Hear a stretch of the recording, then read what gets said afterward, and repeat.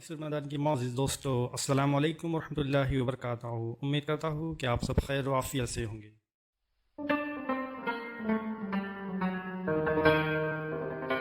Video کو like کریں اور چینل کو سبسکرائب کریں تاکہ اس طرح کے ویڈیو بنانے میں حوصلہ ملے۔ بسم اللہ الرحمن الرحیم۔ سیدنا عمر فاروق رضی اللہ عنہ، نبی کریم صلی اللہ علیہ وسلم نے فرمایا، جس راستے پر عمر چلتے ہیں شیطان اس راستے سے ہٹ جاتا ہے۔ صحیح البخاری 3683۔ مسلمانوں کے دوسرے خلیفہ امیر المومنین سیدنا عمر بن خطاب رضی اللہ عنہ قریش کی ایک شاخ بنو عدی سے تعلق رکھتے تھے۔ عام الفیل کے 13 سال بعد مکہ مکرمہ میں پیدا ہوئے۔ والدہ کا نام حتمہ بنت ہاشم مخزومی تھا۔ ان کی رنگت گوری تھی، قد لمبا تھا، لہیم شہیم آدمی تھے۔ دوڑتے گھوڑے پر اچک کر بیٹھ جایا کرتے تھے۔ زمانے جاہلیت میں اوقاس کے میلے میں دنگل میں کشتی بھی لڑا کرتے تھے۔ نہایت طاقتور تھے۔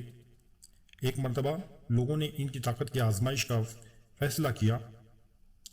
اس مقصد کے لیے انہوں نے چمڑے کو گیلا کر کے ان کے پاؤں کے نیچے رکھ دیا۔ اب 7 آدمیوں نے مل کر حضرت عمر رضی اللہ عنہ کے پاؤں تلے سے چمڑا کھینچنا شروع کیا۔ چمڑا نیچے سے پھٹ گیا، لیکن سیدنا عمر فاروق رضی اللہ عنہ کے پاؤں کے نیچے سے باہر نہیں نکل سکا۔ اتنے لمبے تھے کہ اگر لوگوں کے مجموعے میں بیٹھے ہوتے تو ایسا محسوس ہوتا کہ آپ کھڑے ہوئے ہیں۔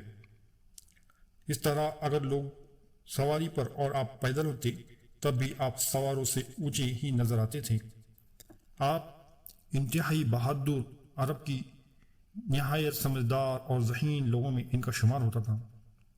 اگر کسی جگہ سفارش بھجوانی ہوتی تو انہی کو بھیجا جاتا تھا۔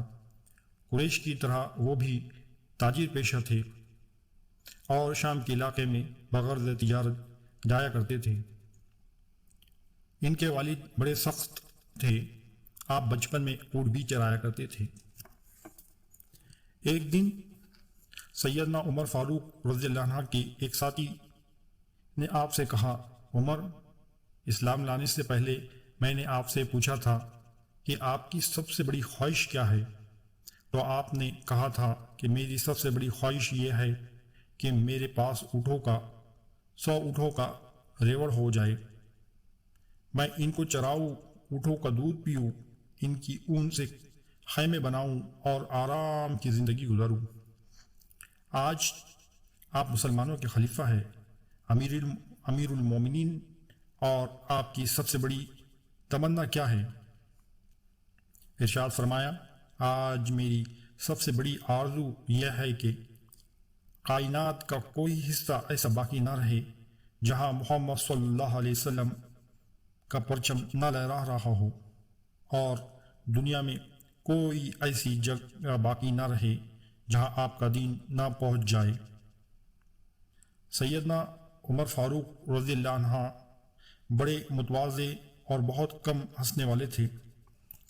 وہ اپنی تند مزاجی اور سخت روئی کے لیے مشہور تھے۔ سیدنا عمر فاروق رضی اللہ عنہ کی انگوٹھی پر کفا بالموت و اذا ان یا عمر کے الفاظ منقوش تھے۔ آپ کا شمار عشر مبشرہ میں ہوتا ہے۔ آپ کو متعدد موقعوں پر اللہ کے رسول صلی اللہ علیہ وسلم نے جنت کی بشارت سنائی۔ رسول اللہ صلی اللہ علیہ وسلم کا ارشاد مبارک ہے، اگر میرے بعد کوئی نبی ہوتا تو وہ عمر بن خطاب ہوتا۔ جب اللہ کے رسول صلی اللہ علیہ وسلم نے نبوت کا دعویٰ کیا تو جن لوگوں نے اسلام کی شدید مخالفت کی، ان میں عمر بن بھی شامل تھے۔ وہ مسلمانوں اور اللہ کے رسول صلی اللہ علیہ وسلم کی سخت دشمن تھے۔ اگر کسی کے بارے میں خبر ملی کہ وہ مسلمان ہو گیا ہے تو اسے خوب مارتے۔ ان کے قبیلے بنو عدی کی ایک لونڈی مسلمان ہو گئی، اسے اس قدر مارتے تھے کہ مارتے مارتے تھک جاتے تھے اور اس لونڈی سے کہتے میں نے تجھے مروت کی وجہ سے نہیں چھوڑا بلکہ صرف تھک جانے کی وجہ سے چھوڑا ہوں۔ مسلمانوں نے طویل عرصے تک ان کے ہاتھوں طرح طرح کی سختیاں جھیلی تھی۔ وہ آبا و اجداد کی ایجاد کردہ رسموں کا بڑا احترام کرتے تھے، بلا نوشی اور لہو و لعاب کے دل دادا تھے۔ بعض اوقات ان کا دل نرم بھی پڑ جاتا تھا۔ ان کی کیفیت دم میں ماشا دم میں تولا کسی تھی کہ ابھی بھڑکے اور ابھی ڈھیلے پڑ گئے۔ ان کے اسلام لانے کا واقعہ بڑا مشہور ہے۔ ایک دن انہوں نے اپنی تلوار لی اور معاذ اللہ کے رسول صلی اللہ علیہ وسلم کا خاتمہ کرنے کی نیت سے چل پڑے۔ ابھی راستے ہی میں تھے کہ ان کی ملاقات بنو عدی یا بنو زہرا کے ایک شخص سے ہو گئی۔ سیرت نگاروں نے ان کا نام نعیم بن عبداللہ عدوی لکھا ہے۔ اس نے عمر کی تیور دیکھ کر پوچھا کہ عمر کدھر کا ارادہ ہے؟ جواب دیا کہ محمد صلی اللہ علیہ وسلم کی طرف جا رہا ہوں۔ وہ قریش کے معبودوں کو برا بھلا کہتا ہے، آج میں اس کا خاتمہ کرنے کا ارادہ رکھتا ہوں۔ اس نے کہا کہ محمد صلی اللہ علیہ وسلم کو قتل کر کے تم بنو ہاشم اور بنو زہرا سے کیسے بچ سکو گے؟ عمر نے کہا لگتا ہے تم بھی اپنا پچھلا دین چھوڑ کر بے دین ہو چکے ہو۔ اس نے کہا عمر میں تمہیں ایک تعجب انگیز بات نہ بتاؤں؟ تمہارے بہن بھائی سعید اور بہن فاطمہ نے بھی اپنے آبا و اجداد کے دین کو چھوڑ دیا ہے۔ عمر یہ سن کر غصے سے بے قابو ہو گئے۔ اب ان کا رخ اپنی بہن کے گھر کی طرف ہو گیا۔ انہوں نے دروازے پر بڑی زور کی دستک دی۔ اندر سے آواز آئی کون ہے؟ انہوں نے غصے سے جواب دیا ابن خطاب۔ گھر کے اندر بہنوئی اور بہن سیدنا خباب بن ارت رضی اللہ عنہ سے قرآن پڑھ رہے تھے۔ عمر کی آواز سنی تو خباب رضی اللہ عنہ گھر کے اندر چھپ گئے۔ بہن نے اٹھ کر دروازہ کھولا۔ عمر نے سخت غصے کے عالم میں کہا اپنی جان کی دشمن، میں نے سنا ہے کہ تم صحابی بن گئی ہو۔ عمر قرآن کی تلاوت کی دھیمی دھیمی آواز سن چکے تھے۔ پوچھا یہ آواز کیسی تھی جو میں نے گھر کے باہر سنی؟ انہوں نے کہا خاص بات نہیں، بس آپس میں باتیں کر رہے تھے۔ کہنے لگے مجھے معلوم ہوا ہے کہ تم دونوں بے دین ہو چکے ہو۔ بہن وئی سعید رضی اللہ عنہ نے کہا عمر یہ بتاؤ اگر حق تمہارے دین کے بجائے کسی اور دین میں ہو تو پھر؟ بس ان الفاظ کا سننا تھا کہ آؤ دیکھا نہ تاؤ چھٹ بہنوئی کو مارنا شروع کر دیا۔ بہن آگے بڑھی، اس نے اپنے خاوند کو چھڑانے کی کوشش کی تو اسے بھی تھپڑ مار دیا۔ اس کا چہرہ خون آلود ہو گیا۔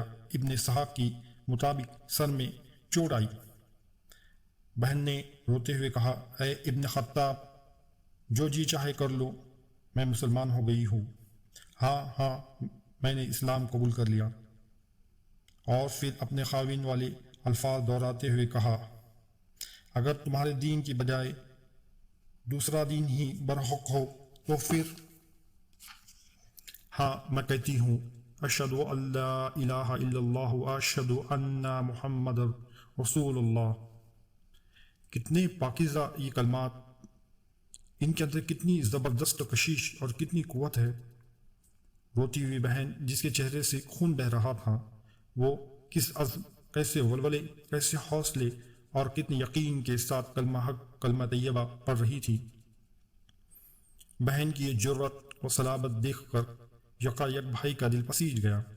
سارا غم و غصہ مانند پڑ گیا۔ بہن کے خون آلود چہرے پر نظر پڑی تو شرم محسوس ہوئی۔ اب وہ بیٹھ گئے۔ کہنے لگے اچھا یہ کتاب جو تمہارے پاس ہے ذرا مجھے بھی پڑھنے کے لیے دو۔ بہن نے جواب دیا عمر تم ناپاک ہو، تم اسے پڑھنے کے قابل نہیں۔ اس کتاب کو تو صرف پاک لوگ ہی چھو سکتے ہیں۔ اٹھو غسل کرو یا وضو کرو۔ عمر اٹھے، وضو کیا، صحیفہ تھاما اور اسے پڑھنے لگے۔ اس کتاب کا پہلا کلمہ بسم اللہ الرحمن الرحیم تھا۔ اسے پڑھا تو بے اختیار کہنے لگے یہ تو بڑا پاکیزہ نام ہے۔ اب ان کی نگاہیں ان آسمانی الفاظ کی سیر کرنے لگی۔ یہ سورہ طہ کی آیات تھی جو حال ہی میں نازل ہوئی تھی۔ یہ آیات پڑھنے کے بعد ان کے دل کی حالت بدلتی چلی گئی۔ وہ پہلے بھی مسلمانوں کو اپنے ایمان اور عقیدے پر پکا دے کر خوشگوار حیرت اور مسرت کے ملے جھلے جذبات محسوس کرتے تھے۔ اب بہن کا زخمی ہونا، ان کا بھائی کو نہایت جرأت اور استقامت سے جواب دینا اور قرآن کی آیات کی تلاوت کرنا، ان تمام باتوں کا ملا جلا اثر ان پر اس طرح چھا گیا کہ انہوں نے ہتھیار ڈال دیے۔ بے اختیار بول اٹھے، یہ تو بڑا عمدہ اور پاکیزہ کلام ہے، مجھے محمد صلی اللہ علیہ وسلم کا پتہ بتاؤ۔ اس دوران گھر کے اندر چھپے ہوئے خباب بن عرب رضی اللہ عنہ بھی باہر نکل آئے۔ انہوں نے آ کر خوشخبری سنائی کہ ابھی چند دن پہلے ہی اللہ کے رسول صلی اللہ علیہ وسلم نے دعا کی تھی، اے اللہ، تیرے نزدیک عمر بن خطاب یا عمر بن حشام میں سے جو زیادہ محبوب ہے، اس کے ذریعے اسلام کو قوت پہنچا۔ میں امید کرتا ہوں کہ تم ہی اللہ کے رسول صلی اللہ علیہ وسلم کی دعا کے مصداق ہو۔ جب انہوں نے اس بات کا یقین ہو گیا کہ عمر کے دل کی حالت بدل چکی ہے اور اسلام قبول کرنے کے لیے تیار ہے، تو انہوں نے رسول اللہ صلی اللہ علیہ وسلم کا پتہ بتا دیا۔ صفا پہاڑی کے دامن میں ارقم بن ابی ارقم رضی اللہ عنہ کے مکان میں اللہ کے رسول صلی اللہ علیہ وسلم نے اپنے صحابہ کے ساتھ مقیم تھے۔ بنو مخزوم سے تعلق رکھنے والے ارقم رضی اللہ عنہ اسلام کے لیے بڑے مخلص تھے۔ وہ وہاں اللہ کے رسول صلی اللہ علیہ وسلم کی صحبت اور صحابہ کرام کی معیت میں رہ کر دین سیکھتے اور اللہ کے ساتھ ہر لحاظ اپنا تعلق بڑھاتے تھے۔ اب عمر کا رخ دار ارقم کی طرف تھا۔ انہوں نے دروازے پر دستک دی۔ ایک صحابی نے دروازے سے جھانک کر دیکھا تو عمر شمشیر سے مسلح نظر آئے۔ اللہ کے رسول صلی اللہ علیہ وسلم کو اطلاع دی گئی۔ سب لوگ سمٹ کر یکجا ہو گئے۔ چند دن پہلے ہی سید الشہداء امیر حمزہ رضی اللہ عنہ نے اسلام قبول کیا۔ یہ بھی بڑے نامور اور بہادر جنرل تھے۔ صحابہ کو تردد تھا کہ مبادا عمر برے ارادے سے آیا ہو، کیونکہ ان کے گلے میں تلوار لٹک رہی تھی۔ سیدنا امیر حمزہ رضی اللہ عنہ نے ساتھیوں کو تسلی دی اور کہا، دروازہ کھول دو، اگر عمر خیر کی نیت سے آیا ہو تو ہم اسے خیر عطا کریں گے، اور اگر کوئی برا ارادہ لے کر آیا ہے تو اس کی تلوار سے اس کا کام تمام کر دیں گے۔ اللہ کے رسول صلی اللہ علیہ وسلم نے فرمایا، دروازہ کھول دو۔ عمر اندر داخل ہوئے تو اللہ کے رسول صلی اللہ علیہ وسلم نے ان کے کپڑوں کو پکڑ کر اپنی طرف کھینچا اور ارشاد فرمایا، عمر، کیا تم اس وقت تک باز نہیں آؤ گے جب تک اللہ تعالیٰ تم پر اپنی ویسی ہی ذلت و رسوائی اور عبرتناک سزا نازل نہ فرما دے جیسی ولید بن مغیرہ پر نازل ہوئی ہے۔ پھر فرمایا، اے اللہ، یہ عمر بن خطاب ہے، یا اللہ اسلام کو عمر بن خطاب کے ذریعے قوت و عزت عطا فرما۔ عمر رضی اللہ عنہ نے بے اختیار بآواز بلند کہا، اشہد ان لا الہ الا اللہ واشہد ان رسول اللہ۔ یہ سن کر مسلمانوں نے اتنی زور سے تکبیر کہی کہ اسے مسجد حرام اور چوراہوں پر موجود لوگوں نے بھی سنا۔ اب اللہ کے رسول صلی اللہ علیہ وسلم نے ان کی استقامت کے لیے دعا کی۔ سیدنا عمر رضی اللہ عنہ کے اسلام لانے سے کفر کی صفوں میں کوہرام مچ گیا۔ مسلمانوں کو عزت و توقیر ملی، اسلام کی شان و شوقت میں اضافہ ہوا۔ سیدنا عبداللہ بن مسعود رضی اللہ عنہ کہا کرتے تھے، جب سے عمر رضی اللہ عنہ نے اسلام قبول کیا، ہم مسلسل عزت و توقیر کے ساتھ رہے۔ سیدنا عمر رضی اللہ عنہ بیان کرتے ہیں کہ جب میں نے اسلام قبول کیا تو دل میں سوچا کہ اللہ کے رسول صلی اللہ علیہ وسلم کا سب سے بڑا دشمن کون ہے۔ سوچا اور غور کیا تو دل نے کہا کہ وہ ابو جہل ہے۔ میں فوراً اس کے گھر گیا، دروازہ کھٹکھٹایا، وہ باہر آیا، مجھے دیکھ کر کہنے لگا مرحبا و اہلاً، کیسے آنا ہوا؟ میں نے کہا میں تمہیں یہ بتانے آیا ہوں کہ میں اللہ اور اس کے رسول صلی اللہ علیہ وسلم پر ایمان لا چکا ہوں، اور وہ جو کچھ لے کر آئے ہیں اس کی تصدیق کر چکا ہوں۔ جب اس نے یہ سنا تو طیش میں آ گیا اور یہ کہہ کر دروازہ زور سے بند کر دیا کہ اللہ تیرا برا کرے اور جو کچھ تو لے کر آیا ہے اس کا بھی برا کرے۔ اب ان کا رخ جمیل بن معمر جمیعی کے گھر کی طرف ہے۔ یہ شخص پروپیگنڈا کا ماہر، کسی خبر کو پھیلانے میں اس کا کوئی ثانی نہ تھا۔ پورے قریش میں کسی بات کا ڈھول پیٹنے میں سب سے آگے تھا۔ اسے سیدنا عمر رضی اللہ عنہ نے بتایا میں مسلمان ہو گیا ہوں۔ جمیل نے یہ سنتے ہی نہایت بلند آواز سے چیخ کر کہا کہ خطاب کا بیٹا صحابی بے دین ہو گیا ہے۔ وہ یہ اعلان کرتا جا رہا تھا اور سیدنا عمر رضی اللہ عنہ اس کے پیچھے پیچھے یہ کہتے جا رہے تھے یہ جھوٹ کہتا ہے، میں مسلمان ہو گیا ہوں۔ قریش کے لیے یہ خبر کسی دھماکے سے کم نہ تھی۔ وہ اکٹھا ہو گئے اور عمر فاروق رضی اللہ عنہ پر ٹوٹ پڑے۔ مار پیٹ شروع ہو گئی، لوگ ان کو مار رہے تھے اور وہ لوگوں کو مار رہے تھے۔ یہ مار پیٹ لڑائی جھگڑا جاری رہا حتیٰ کہ سورج سر پر آ گیا اور سیدنا عمر رضی اللہ عنہ تھک کر بیٹھ گئے۔ اسلام لانے کے کچھ ہی دیر بعد سیدنا عمر رضی اللہ عنہ کے رسول اللہ صلی اللہ علیہ وسلم کے روبرو بیٹھے گفتگو کر رہے تھے۔ اے اللہ کے رسول، کیا ہم حق پر نہیں ہیں، چاہے زندہ ہے رہے یا مرے؟ ارشاد فرمایا کیوں نہیں، اس ذات کی قسم جس کے ہاتھ میں میری جان ہے، تم لوگ حق پر ہو، چاہے زندہ رہو یا موت سے ہمکنار ہو جاؤ۔ سیدنا عمر رضی اللہ عنہ کہنے لگے تو پھر اے اللہ کے رسول چھپنا کیسا؟ اس ذات کی قسم جس نے آپ کو حق کے ساتھ مبعوث فرمایا، ہم ضرور باہر نکلیں گے۔ چنانچہ مسلمان دو صفوں میں اللہ کے رسول صلی اللہ علیہ وسلم کے ساتھ باہر نکلے۔ ایک صف میں سیدنا حمزہ رضی اللہ عنہ تھے اور دوسری صف میں سیدنا عمر رضی اللہ عنہ تھے۔ یہ لوگ مسجد حرام میں داخل ہوئے۔ جب قریش نے سیدنا عمر اور حمزہ رضی اللہ عنہ کو دیکھا تو ان کے دلوں پر ایسی چوٹ پڑی کہ اب سے پہلے کبھی نہ پڑی تھی۔ رسول اللہ صلی اللہ علیہ وسلم نے اس دن سیدنا عمر خطاب کا لقب فاروق رکھ دیا۔ بقول سیدنا عبداللہ بن مسعود رضی اللہ عنہ، عمر رضی اللہ عنہ کے اسلام قبول کرنے سے پہلے ہم بیت اللہ کے پاس نماز پڑھنے سے قاصر تھے۔ سیدنا صہیب رومی رضی اللہ عنہ کہتے ہیں کہ جب عمر رضی اللہ عنہ نے اسلام قبول کیا تو اسلام پردے سے باہر آ گیا، اس کی اعلانیہ دعوت دی گئی۔ ہم حلقے لگا کر بیت اللہ کے گرد بیٹھتے، بیت اللہ کا طواف کیا۔ جس نے ہم پر سختی کی اس سے انتقام لیا اور اس کے بعد مظلوم کا جواب دیا۔ مسلمانوں کی بھاری اکثریت اللہ کے رسول صلی اللہ علیہ وسلم کے حکم اور اجازت سے مدینہ کی طرف ہجرت کر رہی تھی۔